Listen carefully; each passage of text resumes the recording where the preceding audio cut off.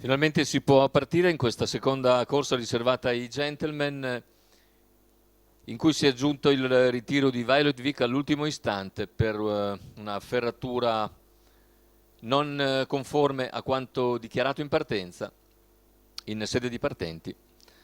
Quindi ritirata Violet Vic, restano in 7 perché c'era non partente già Rivellino, lo schieramento: 1 Top Model Par, 3 Unfaithful Model, 4 Uragano Spritz, 6 Vicente Rod, in seconda linea 7 Rambo di Cesato, 8 Roger L, 9 1 De Maio, favori netti per Unfaithful Model numero 3.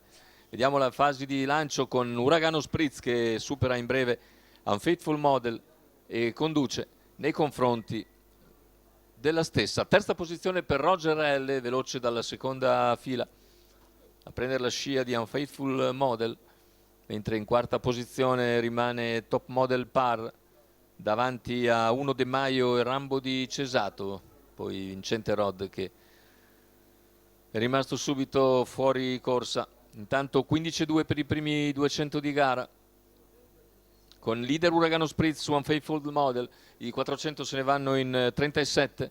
Michela Rossi conduce il suo Uragano Spritz, mentre all'esterno muove 1 De Maio che raggiunge il sediolo di Unfaithful Model dopo 500 metri di gara. Unfaithful però non si fa coprire, esce all'esterno e così può guadagnare una posizione alla corda Roggia RL.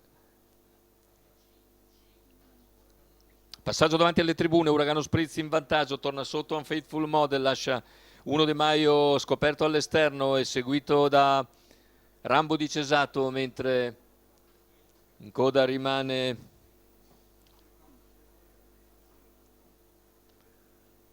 Top Model Par. Intanto il chilometro se ne va nell'ordine del 1:16,7 con Uragano Spritz in vantaggio. 1 De Maio che va all'attacco a 500 dalla conclusione, a contatto Unfaithful Model, poi Roger RL che ha spostato a sua volta all'esterno, ma è stata anticipata da Rambo di Cesato che era già a largo.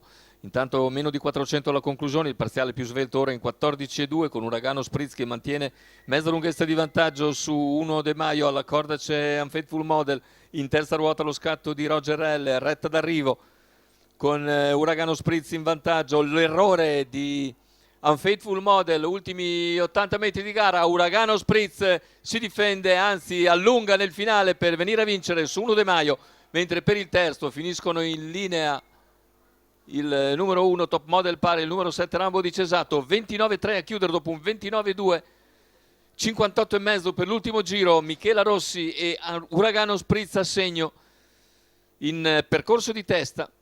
Ha sbagliato invece Unfaithful Model all'ingresso in addirittura d'arrivo, ma vince davvero molto bene Uragano Spritz in modo convincente.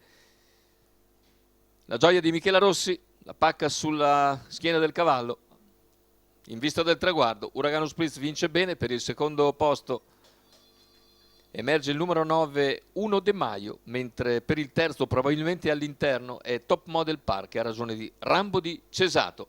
La vittoria per Uragano Spritz, Michela Rossi, il training di Salvatore Valentino, la quota di 3,78 da controfavorito.